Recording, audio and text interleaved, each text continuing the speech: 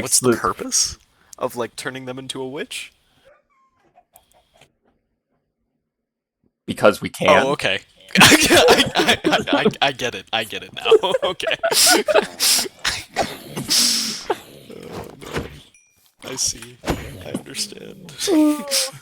I shouldn't ask stupid questions.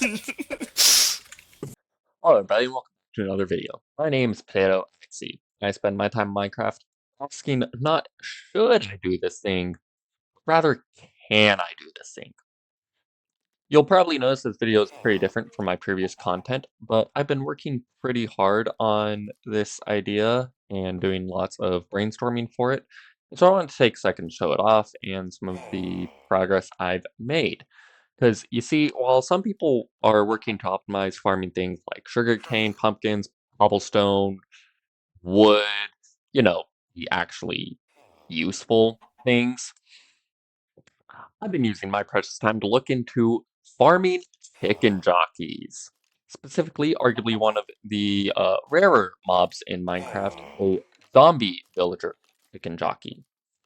This started like way back in around March of this year when my buddy Combe and I were playing together on another server. He suggested that we should go through the effort of getting a witch riding a chicken, you know, just purely for the meme. You see, by curing a baby's villager, food spread like 1,000.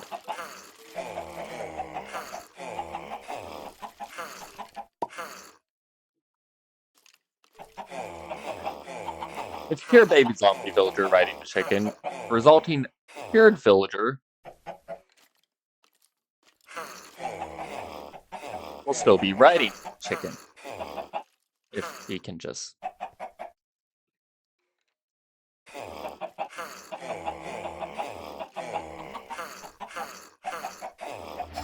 There we go.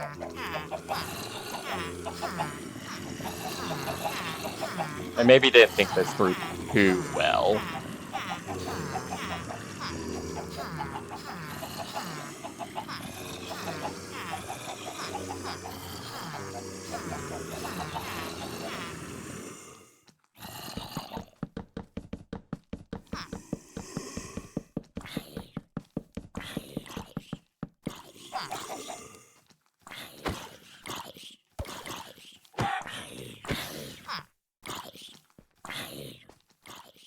Please hold for technical difficulties.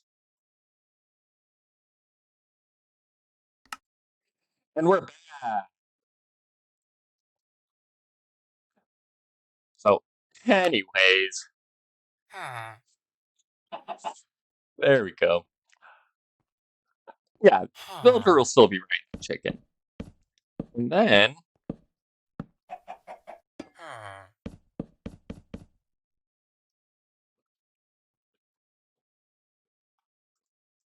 if you strike the villager with lightning without striking the chicken, there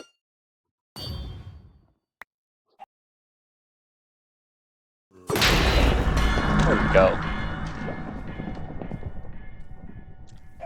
You get a witch riding a chicken. It's a funny idea. As you can see, even in creative with commands, it's a bit of a pain in the butt. And time it felt and sounded like way too much work. Then, on April 4th, everything changed. Minecraft movie dropped, and with it, Chicken Jockey became one of the biggest memes of the year. Mojang celebrated by releasing a new music disc in version 1.21.7 called Lava Chicken. The way to obtain it, killing a chicken jockey. So now, if we could create a farm for chicken jockeys, we would have two memes for the price of one. Before we get into farms, how they work, and what everything is going on inside them, first we need to go through some game mechanics. First, every zombie variant has a roughly 5% chance to spawn as a baby. Whenever a baby zombie spawns, it then has a roughly additional 5% chance to check for a chicken in a space centered around where it would spawn. If it finds one, it'll spawn riding said chicken, but if it should run this check and fail, it then has another 5% chance to spawn a chicken alongside itself to ride. All in all, this means there is somewhere between a 0.25% and a 0.5% chance for any given zombie to spawn as a chicken jockey. So first thing the farm needs to do is spawn zombies, and lots of them. Another interesting mechanic is that when the zombie mounts a chicken, though, the chicken technically is counted as a hostile mob, and so the chicken and zombie can despawn as one. However, if the chicken is name tagged, the customization will carry over to the chicken jockey, even though the name doesn't actually even show up. All this being said, my first idea for Potential Farm was, to just simply find a zombie monster spawner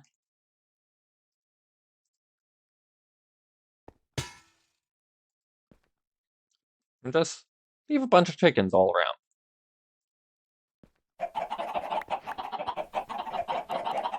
Name tag, of course. Uh, and if all you want is a music disc, this works okay. As you can see, monster spawners can be kind of slow, and so you might be better off trying to find like two or three of them altogether. But that is very hard to do without the use of World Seed or external tools such as Chunk Base. And additionally, zombie spawners will never spawn a zombie villager. So if we also want the villager variant, this idea is enough. This caused me to look into other ideas, and I found almost nothing. Unsurprisingly, who the heck else cares about this other than me? The one video I was able to find was made by Zadaf during his Hermitcraft Season 10, where he had made his own sort of farm, and he explained some of these mechanics, such as the zombies being able to uh, pretty much jump through walls or floors to mount chickens. But I didn't quite like it, and so I decided to take what I knew and learn from that to try and make my own. Thus, this was born. Call it the Tower of Coops. We have a large tower that is surrounded by suspended chicken coops, essentially. Uh, each of these coops, while you're AFK at the very top, is right at the edge of your spawning and despawn sphere, such that any mobs that walk into this gap almost immediately despawn. Uh, in total, there are 72 turtle eggs to lure any zombies which spawn here and do not become chicken jockeys into this gap. 72 dogs to scare skeletons, and 72 cats to scare creepers.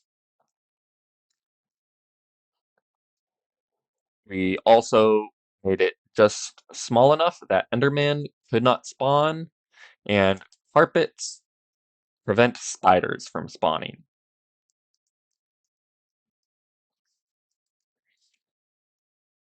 This was my very first idea. It was hilarious, a lot of fun to design and build, and a lot of work. Definitely great to laugh with friends about. Uh, but ultimately, it wasn't very.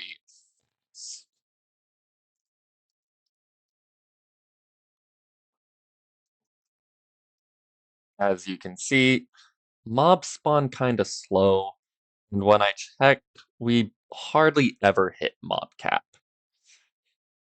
And I kinda knew this would happen as I was building it. As a matter of fact, in the middle of building it, I had another idea that if I was just gonna be flushing out the majority of monster spawns anyways, there's probably a better, and I already kind of knew about it.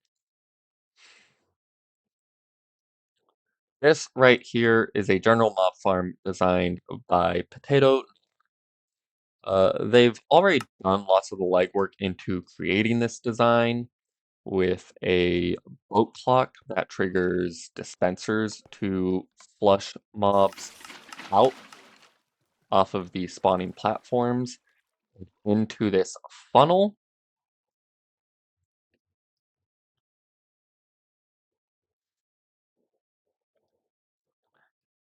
And rather than explain everything they have in their own video, I'll just link it for you all to watch. Pretty much all I had to do was take their design and modify it with, well, a bunch of chickens.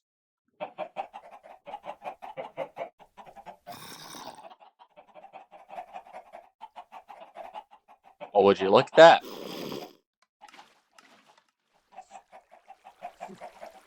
Uh,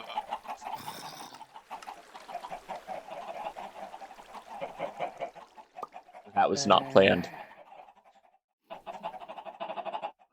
From here, it just becomes a matter of how you want to run it. You can have mobs fall out into despawn range uh, by AFKing up high, or you can come down here and funnel them all into a kill chamber, either by falling to their death or just simply to a point where they are one hit away from death.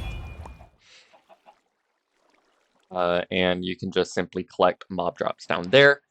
When making this one, I preferred having them actually die so that, I could actually collect some items and loot out of all of this.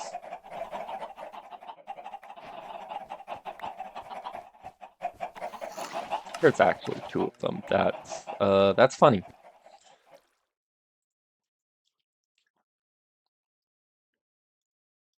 Um, However, there is one last thing that we need to talk about, and that is the idea of location. Most mob farms uh, will typically be built in either desert or ocean biomes. As a matter of fact, Potato Noir suggests building in a desert for the very simple reason of majority of zombie spawn chances are actually replaced with husks, and husks require direct access to sunlight, well, the sky, in order to spawn. And so, with most general mob farm designs, by building them in a desert, you drastically reduce the rate of zombie spawning and therefore also reduce the drop rates of the mostly otherwise useless rotten flesh. Obviously, that doesn't work for us. So, an ocean biome it is? Question mark. I hate to tell you this, but it's wrong too. Uh, Ocean biomes are chosen typically because it requires a lot less work to spawn proof them. And if it weren't for one little tiny detail, I would say an ocean biome would be great for this. Remember, we don't just want chicken jockeys, we want zombie villager chicken jockeys. And there is one specific biome in which the spawn rates of zombie villagers are increased. And that is in old growth pine taiga biome. Normally, your chance of a zombie villager spawning when a zombie would spawn is about 5%. However, in these biome specifically, and only this biome for some reason,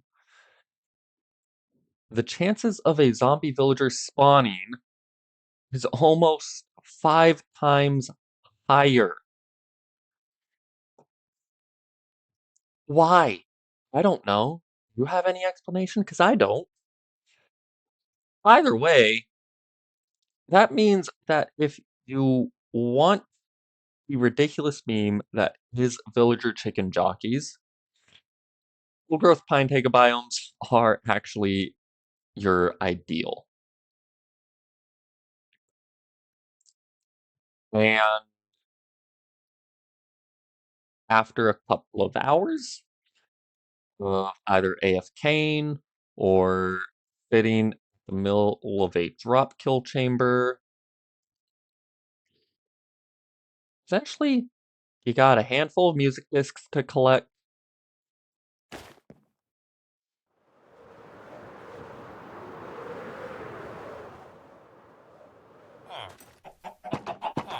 and some really funny villagers that you can take on WoD.